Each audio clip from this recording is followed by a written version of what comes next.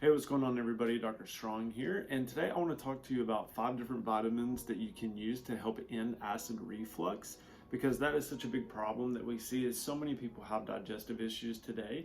And when it comes to your gut health or overall ability to absorb and assimilate nutrients, your gut is and your stomach are very important. So this can lead to vitamin and mineral deficiencies, especially if you're having any type of heartburn, any type of malnutrition issues, especially when it comes to vitamin D or B12 deficiencies. Your gut is one of the first places that you want to look at. And so over time, we see a correlation between acid reflux and people developing these vitamin deficiencies because they're not able to break it down. So today I want to talk to you about 5 different vitamins that we can use to help reduce and even eliminate the acid reflux. Plus, stay till the end. I'm going to tell you some bonus materials and ways that we help people with their gut health, and that will look like nutrition and different supplements as well. So now, if you don't know what acid reflux is, it's that heartburn feeling that you get maybe after you eat spicy food, or maybe you get it just after you eat, or maybe you get it randomly like when you lie down. And there are many different reasons why this can happen. It can be H. pylori, which is something that definitely needs to be ruled out, which you can do breath tests for those in order to see if you do have H. pylori, or stool samples is another way. And then hiatal hernias can cause it as well, and that's more of a structural issue when the stomach comes up through the diaphragm and causes the acid to go back up into the esophagus. But when it comes to acid reflux and vitamin deficiencies, there are 5 that really make a difference. And so the first one that we're going to be talking about is vitamin D. And so vitamin D is essential for immune system function, for bone health, but it is also essential when it comes to acid reflux. And so with this, it improves the function of the muscles that keep the acid in the stomach. So vitamin D is very important. So any type of weakness that you feel, or if you're not getting muscle contractions or weakness in the hands, the legs, then sometimes that can be a vitamin D deficiency, but not only with a weakness in the hands or the legs, but also the weakness in the stomach muscles.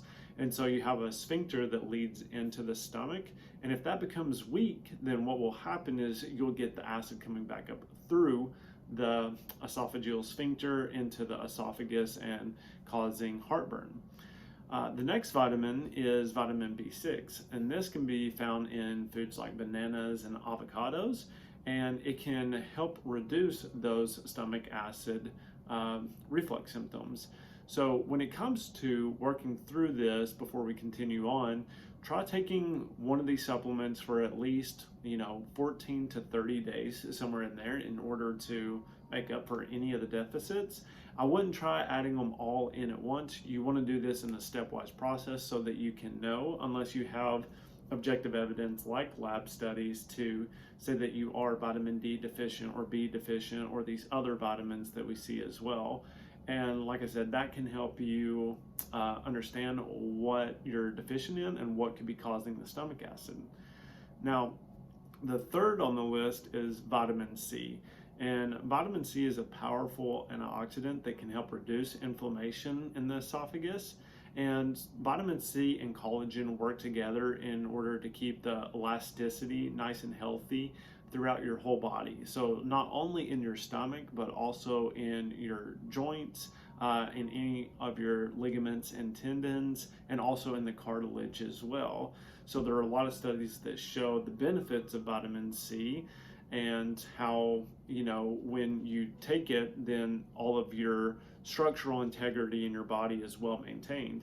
And that's what you see in scurvy, is that people almost look like they're melting because their ligaments and tendons become so weak that they kind of falter apart, like with Ehlers-Danlos syndrome, where you have ligament laxity and you don't have the structural integrity to hold all the bones and muscles together. So that's an interesting one as well. Now, that is found, vitamin C, a lot of that, obviously people think that oranges and your like tangerines and those things definitely have good amounts of vitamin C, but the highest amount of vitamin C is actually found in red bell peppers. So one of the things, as long as you don't have a nightshade sensitivity, is that add bell peppers to your salad or when you're cooking it. That can help denature the solanine in it that can cause like myasthenia gravis symptoms. And so by prepping it appropriately, you can avoid that and get your vitamin C. And then the fourth one we have is folic acid. And folic acid is found in green leafy vegetables, and it has been shown to help reduce acid reflux symptoms. So if you have any type of energy issues, folic acid can help with that as well. So if you're having acid reflux, if you're having energy issues, then make sure that you look into folic acid and try supplementing it. And you want to get a methylated form, like with any of your vitamins, not necessarily your minerals, but with your vitamins, you want to make sure that you have a methylated form. If you have MTHFR gene mutations or any gene mutations like that, in order to get the appropriate absorption of those vitamins. And you can find those pretty easily. We do that in all of our supplementation that we do for our patients. Just one, it makes it a lot easier for absorption rate, and two, if they do have any type of gene mutation, then it can, make up for that. And then the last one, but not the least, is vitamin E, and this is in your tocopherols. If you see those are generally your better forms of vitamins.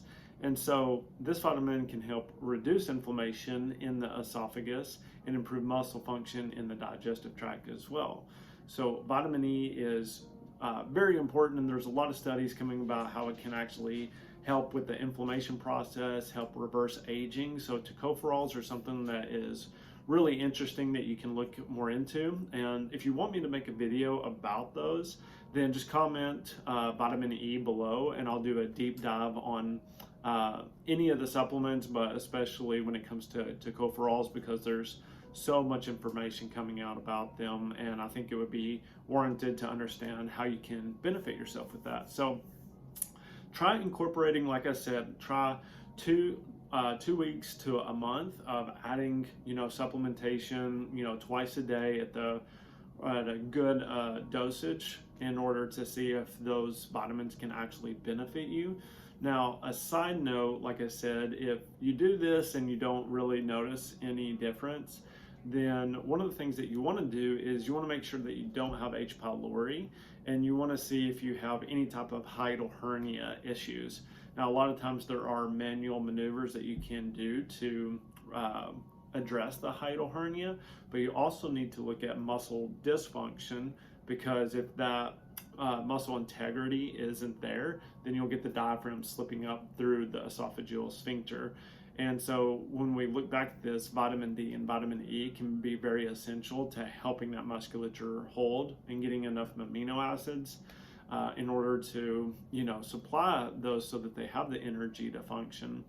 And then glutamine and aloe vera are something that I definitely recommend that you do if you have any type of stomach dysfunction, whether it is heartburn, whether it is acid reflux, constipation, diarrhea, gas, bloating, whatever it may be, because leaky gut is so prominent these days. And by addressing that, you can really make sure that you're absorbing all the vitamins and minerals that you need, and you're not getting malnourished. Plus, leaky gut, also, if that happens, what happens is you get bacteria and viruses, proteins, parasites going all throughout the body and causing issues in different places. So once they go into the bloodstream, then they have free reign all over the body. So go back and watch some of my past videos about leaky gut and how that can affect you and how we address that from a natural standpoint, because it is something that we see in almost all of our patients. Around 80% of our patients have some form of gut dysfunction that is leading to more chronic issues. And so it's essential that you treat it, especially if you want to get healthy and you want to feel good. So if you have any questions, please comment them below, like and share this with your family and friends. And if anybody needs help with guidance through this, just reach out, comment below. All of my information will be below this. And if you need guidance on any dietary or nutritional standpoint, we do have an app that we give people access to so that they can get more guidance on what they need to do daily in order to, make their health a priority and fix some of these health issues. So hopefully this video was insightful. If you have any questions, please let me know. Have a great day, everybody. Bye-bye.